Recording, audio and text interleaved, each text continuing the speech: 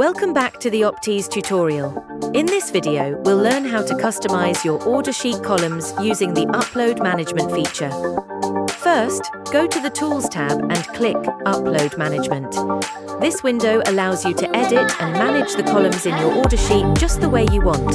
Here, you'll see a list of columns that can be added, while this side shows the default columns and any new ones you've added.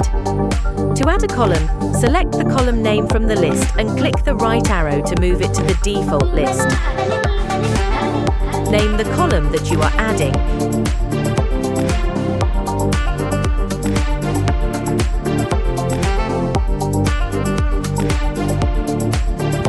To change the order of the columns, simply drag the column to the position where you want it to appear.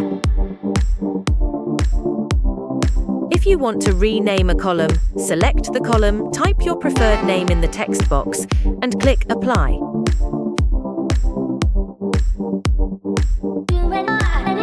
To remove a column, select it from the list and click the left arrow to remove it from the sheet. Once you've finished adding or removing columns, close the Upload Management window. Then click on Upload Sales Orders and click Download to get your updated order sheet.